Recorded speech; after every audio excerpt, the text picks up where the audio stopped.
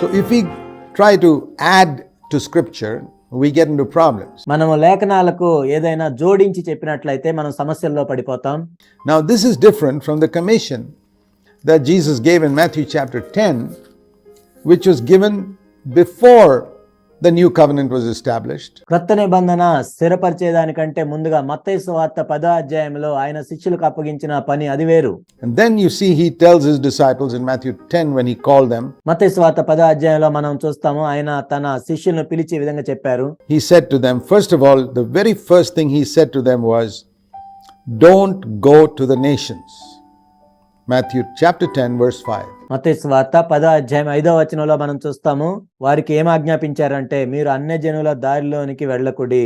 Now if you take the commands in Matthew chapter 10 for yourself, then you must begin with the first command, don't go to the nations. మరి మీరు మత్తయి సువార్త 10వ అధ్యాయంలో ఉన్న ఆజ్ఞను మీరు తీసుకోవాలనుకుంటే మొట్టమొదటిగా మీరు 10వ అధ్యాయం 5వ వచనం నుండి ప్రారంభించాలి. అదేంటంటే అన్యజనుల దారిలోనికి వెళ్ళొద్దు. Don't go to the Samaritans. మీరు సమరయుల పట్టణంలోనికి వెళ్ళొద్దు. Go only to the Israelites. కేవలం ఇశ్రాయేలు వారి దగ్గరికే వెళ్ళండి. Isn't that very clear? It couldn't be clearer than that. ఇది ఎంతో స్పష్టంగా ఉంది కదా, ఇంతకంటే స్పష్టంగా ఇంకేది ఉండదు. But there are people who ignore that first part and take the rest of it and say that's for us. కానీ చాలా మంది ఏం చేస్తారంటే దీన్ని పట్టించుకోకుండా వేరే తీసుకొని ఇది మన కోసమే అని వాళ్ళు చెప్తూ ఉంటారు. Well, and it doesn't seem to work. In so many cases, they just deceive believers who don't read the scripture carefully. అలా చేస్తే అది పనిచేయదు. వీళ్ళు చాలా మంది విశ్వాసుల్ని ఏం చేస్తారంటే ఎవరైతే లేఖనాలను సరిగా చదవరో వాళ్ళని మోసం చేస్తూ ఉంటారు ఈ విధంగా. So read it slowly and carefully. కాబట్టి నిదానంగా జాగ్రత్తగా చదవండి. Don't go to the nations, to the people of other nationalities. Don't even go to the Samaritans who are half Jews and half Assyrians. మీరు అన్యజనుల దారిలోనికి వెళ్ళకుడి. సమరయుల పట్టణాలకు కూడా ప్రవేశించకూడదు. సమరయులు అంటే సగం యూదులు సగము అశ్షూరీయులు. But go only to Israel, to the people of the real people of Israel, the descendants of Abraham, Isaac and Jacob. కేవలం ఇశ్రాయేల్ దగ్గరికే వెళ్ళండి. ఎవరైతే అబ్రహాం, ఇస్సాకు, యాకోబు సంతతి ఉన్నారో వాళ్ళ దగ్గరికే వెళ్ళండి. And when you go to them, what shall you preach? Today this is not our message. మీరు వాళ్ళ దగ్గరికి వెళ్ళి మీరు ఏమి ప్రకటించాలి? ఈనాడు చూసినట్లయితే మన సందేశం ఇది కాదు. We don't preach today the kingdom of heaven is at hand. We say kingdom of heaven is here. Get your sins forgiven. Turn to Christ. మనం ఇప్పుడు పరలోక రాజ్యము సమీపించి ఉన్నది అని చెప్పం, కానీ ఇదిగో ఇక్కడ పరలోక రాజ్యం ఉన్నది, మీరు మారు మనసు పొంది మీ పాపములకు క్షమాపణ పొందండి అని మనం ఇప్పుడు చెప్తాం. But their message was the kingdom of heaven is near. కానీ వాళ్ళ సందేశం ఏంటంటే పరలోక రాజ్యము సమీపించి ఉన్నది. All that you read there is a preparation for what was coming in the future. ఇక్కడ మనం చదివేదంతా కూడా భవిష్యత్తులో రాబోయే దానికి వాళ్ళు సిద్ధపాటు కలిగి ఉంటున్నారు. And then he said to them, heal the sick, where? In Israel. Raise the dead, where? In Israel. ఆ తర్వాత ఆయన చెప్తూ ఉన్నాడు, రోగులను స్వస్థపరచుడి, ఎక్కడ? ఇశ్రాయేల్లో.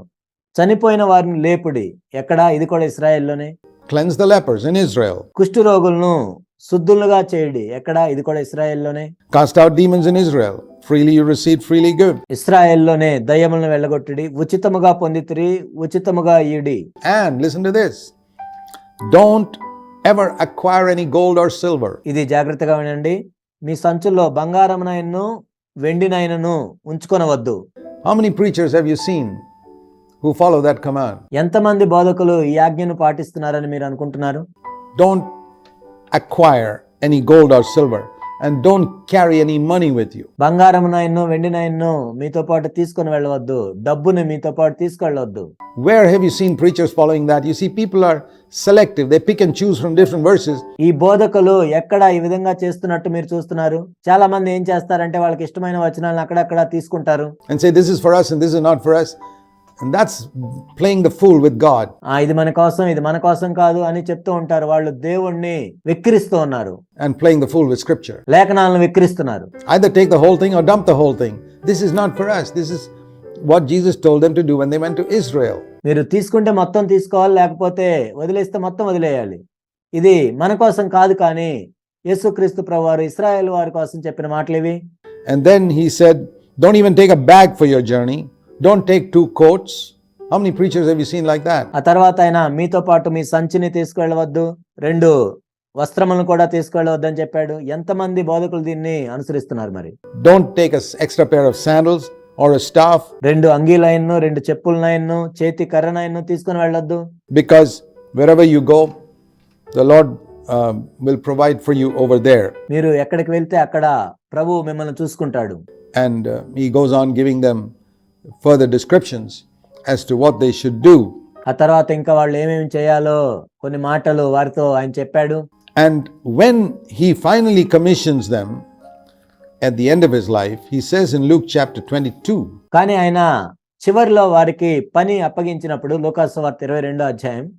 now it's very interesting to see this because he cancels out the instructions he gave in Matthew chapter 10. మత్తయి సువార్త 10వ అధ్యాయంలో ఆయన ఏవైతే ఆజ్ఞలు ఇచ్చాడో వాటిని ఆయన ఇక్కడ తీసివేస్తున్నట్లుగా మనం చూస్తాం. That's what many people haven't seen. అనేక మంది దీన్ని చూడలేదు.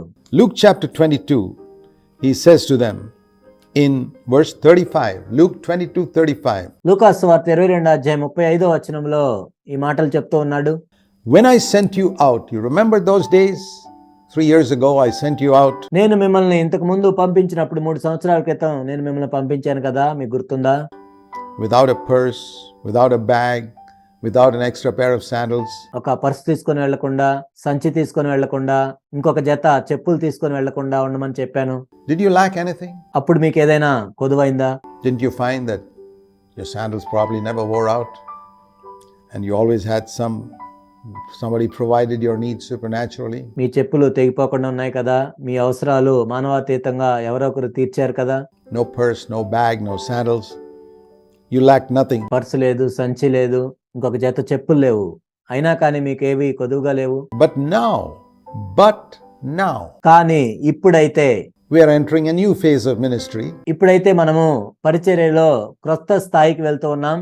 and those rules I gave to you in Matthew chapter 10, where it says heal the sick, cleanse the lepers, raise the dead, don't apply now. మత్తయి సువార్త 10వ అధ్యాయంలో నేను ఏవైతే మీకు సూచనలు ఇచ్చానో, స్వస్థపరచుడి, చనిపోయిన వారిని లేపుడి, కుష్ఠవారిని శుద్ధి చేయడి, అవన్నీ ఇప్పుడు అన్వయించబడవు. Don't take a purse, don't take sandals. No, it doesn't apply now. మీరు పర్స్ తీసుకొని వెళ్ళొద్దు, సంచి తీసుకొని వెళ్ళొద్దు, ఇంకొక జత చెప్పులు తీసుకొని వెళ్ళొద్దు అనేవి ఇప్పుడు అన్వయించబడవు. But now, what should you do? కానీ ఇప్పుడైతే మీరేం చేయాలి? Take a purse with you. This is new covenant ministry. మీతో పర్స్ తీసుకొని వెళ్ళండి, ఇది క్రొత్త నిబంధన పరిచర్య. Take a purse with you. If you don't have a bag, take a bag with you. Get one. మీరు పర్స్ తీసుకొని వెళ్ళండి, ఒకవేళ మీ దగ్గర సంచి లేనట్లయితే ఒక సంచి తీసుకొని వెళ్ళండి. And if you don't have a sword, listen to this. He never told them to go with a sword in Matthew chapter 10. ఒకవేళ మీ దగ్గర కత్తి లేనట్లయితే అని ఆయన చెప్తూ ఉన్నాడు. మత్తయి సువార్త 10వ అధ్యాయంలో మనం చూసినట్లయితే ఆయన కత్తి తీసుకొని వెళ్ళమని చెప్పలేదు. If you don't have a sword, it's better to sell your robe and buy one. కత్తి లేనివాడు తన బట్ట నమ్మి కత్తి కొనుక్కొనవలెను. Because you're going to face all types of dangers. ఎందుకంటే మీరు అనేకమైన ప్రమాదాలకు గురవుతారు. You need to defend yourself. You don't use a sword to attack people. మిమ్మల్ని మీరు కాపాడుకోవాలి. ఆ కత్తితో మీరు వేరే వాళ్ళని దాడి చేయడానికి కాదు. But you need to have a sword to defend yourself. కానీ మిమ్మల్ని మీరు కాపాడుకోవటానికి మీకు కత్తి అవసరం. For I tell you, it's going to be fulfilled that he was numbered with the transgressors. And they said, Lord, here are 2 swords. ఆయన అక్రమకారుల్లో ఒకడుగా ఎంచబడెను అని వ్రాయబడిన మాట నా యందు నెరవేర్చవలసి ఉన్నది, ఎలయనగా నన్ను గూర్చిన సంగతి సమాప్తం అవుతున్నదని మీతో చెప్పుచున్నాను. అప్పుడు వారు, ప్రభువా, ఇదిగో ఇక్కడ 2 కత్తులు ఉన్నాయని చెప్పారు, చాలునని ఆయన చెప్పారు. They had 2 swords with them. And he said, that is enough. వారి దగ్గర 2 కత్తులు ఉన్నాయి, అవి చాలు అని ఆయన చెప్పారు. What was he telling them to take swords for when they went to Gethsemane? Gethsemane తోటకి వాళ్ళు వెళ్తున్నప్పుడు కత్తులు తీసుకొని రమ్మని ఎందుకు చెప్పాడు ఆయన? You know, Peter took out one of those swords and chopped off somebody's ear. మీకు తెలుసు, అందులో ఒక కత్తిని పేతురు తీసుకొని ఒక వ్యక్తి యొక్క చెవిని తెగ నరికాడు. And Jesus healed that ear and told Peter, put your sword back. He who takes the sword will perish with the sword. ఆ వ్యక్తి యొక్క చెవిని యేసుక్రీస్తు ప్రభువారు స్వస్థపరిచి పేతురుతో ఈ విధంగా చెప్పాడు, నీ కత్తిని దగ్గర పెట్టుకో, కత్తిని నమ్ముకున్నవాడు కత్తితోనే పోతాడని చెప్పాడు. They could have said, Lord, but you're the one who told us to bring these swords. వాళ్ళు ఈ విధంగా చెప్పుండొచ్చు, ప్రభువా కత్తి తీసుకొని రమ్మని చెప్పింది మీరే కదా. He would have told them, I never told you to bring swords to attack people. No. ఒకవేళ వాళ్ళు ఆ విధంగా అడిగి ఉన్నట్లయితే ప్రభు ఈ విధంగా జవాబిచ్చుండేవాళ్ళు, మిమ్మల్ని నేను కత్తి తీసుకొని రమ్మంది వేరే వాళ్ళ మీద దాడి చేయటానికి కాదు.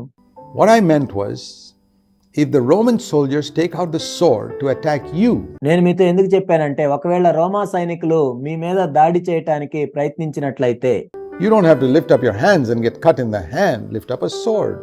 so that you defend yourself with a sword. ఒకవేళ మీరు చేతులు పైకెత్తినట్లయితే మీ చేతులు తెగిపోతాయి, అప్పుడు మీ కత్తి పైకెత్తినట్లయితే మీరు కాపాడబడతారు. In other words, you can use the sword for defense, but never for attack. ఇంకో మాటలో చెప్పాలంటే కత్తిని మిమ్మల్ని మీరు కాపాడుకోవటానికి వాడొచ్చు, కానీ మీరు ఇతరుల మీద దాడి చేయటానికి కాదు. Now, when we don't understand the words of Jesus clearly, we can go to an extreme position like a lot of people have here. ఒకవేళ యేసుక్రీస్తు ప్రభువారు చెప్పిన మాటలు మనం స్పష్టంగా అర్థం చేసుకున్నట్లయితే అనేక మంది వెళ్ళినట్లుగా విపరీతమైన వాదముల్లోనికి మనం వెళ్తాం. That we never take a sword at all. That's trying to be more spiritual than Jesus Christ himself. అంటే మనం అసలు కత్తినే తీసుకోకుండా ఉంటాం. యేసుక్రీస్తు ప్రభువు కంటే కూడా మనం ఎంత ఆత్మీయులుగా మనం భావిస్తూ ఉంటాం. If somebody attacks you, you have every right to defend yourself, but you're not to attack someone. ఒకవేళ వేరే వాళ్ళు మిమ్మల్ని దాడి చేసినప్పుడు మిమ్మల్ని మీరు కాపాడుకోవటానికి మీకు హక్కు ఉంటుంది, కానీ ఇతరుల మీద దాడి చేయటానికి మీకు హక్కు ఉండదు. If somebody takes you to court, you have a right to defend yourself. ఒకవేళ ఎవరైనా మిమ్మల్ని కోర్టుకు తీసుకెళ్ళినట్లయితే మిమ్మల్ని మీరు కాపాడుకోవటానికి మీకు హక్కు ఉంటుంది, But you don't go taking other people to court. కానీ ఇతరులను మీరు కోర్టుకు తీసుకెళ్ళకూడదు. That's the point. You don't attack people, but you can defend yourself. ఇక్కడ అదే విషయం ఏంటంటే మీరు మిమ్మల్ని మీరు కాపాడుకోవచ్చు, కానీ ఇతరుల మీద దాడి చేయకూడదు. We have a right to do that. When people slap Jesus, he said, if I've spoken the truth, why do you slap me? మనకు అలాంటి హక్కు ఉంది. యేసుక్రీస్తు ప్రభుని ఒక వ్యక్తి చెంప మీద కొట్టినప్పుడు మీరు నన్ను ఎందుకు చెంప మీద కొట్టారు అని ప్రభు అడిగాడు. So we have a right to defend ourselves, but never to attack. మనల్ని మనం కాపాడుకునే హక్కు మనకుంది, కానీ ఇతరుల మీద దాడి చేసే హక్కు మనకు లేదు. So if we understand this, we realize that our calling today is not what we read in Matthew chapter 10. దీన్ని మనం అర్థం చేసుకున్నట్లయితే ఈనాడు మన పిలుపు మత్తయి సువార్త 10వ అధ్యాయంలో చెప్పబడిన మాటలు కాదు. Because Jesus didn't tell us to go and do what I have done. ఎందుకంటే యేసుక్రీస్తు ప్రభువారు మనకి ఈ విధంగా చెప్పలేదు, నేను ఏదైతే చేశానో మీరు వెళ్ళి అవన్నీ చేయండి అని చెప్పలేదు. What is the command in Matthew 28? Go into all the world and make disciples and teach them to do all that I have done? No. మత్తయి సువార్త 28వ అధ్యాయంలో ఏంటి ఇవ్వబడిన ఆజ్ఞ? మీరు సర్వలోకమునకు వెళ్ళి శిష్యులుగా చేసి వారికి బాప్తిజం ఇచ్చి నేను చేసినవన్నీ మీరు చేయండి అని చెప్పారా? లేదు. All that I have commanded. If you read scripture exactly, we find that it literally gets fulfilled. We can do everything that Jesus commanded. నేను మీకు ఆజ్ఞాపించిన వాటిని గైకొనవలనని బోధించుడని మాత్రమే చెప్పారు. ఇప్పుడు మనం చూసినట్లయితే యేసుక్రీస్తు ప్రభువారు ఆజ్ఞాపించినవన్నీ కూడా మనం చేయగలము. But we cannot do everything that Jesus did. కానీ యేసుక్రీస్తు ప్రభువారు చేసినవన్నీ మనం చేయలేము. And all those preachers who pretend to tell you that they are doing everything that Jesus did in the realm of miracles and healings are deceiving you. కాబట్టి ఎవరైతే బోధకులు యేసుక్రీస్తు ప్రభు చేసినవన్నీ మేము చేస్తున్నామని నటిస్తున్నారో, ముఖ్యంగా స్వస్థతల విషయంలో, వారు మిమ్మల్ని మోసం చేస్తున్నారు. We need to understand what Jesus meant here. Go and teach them to do all that I commanded. ఇక్కడ యేసుక్రీస్తు ప్రభువారు చెప్పిన దాంట్లో అర్థం ఏంటో మనం గ్రహించాలి. మీరు వెళ్ళి నేను ఆజ్ఞాపించిన వాటినన్నిటిని గైకొనమని వారికి బోధించుడి. And not all the ministry that I did.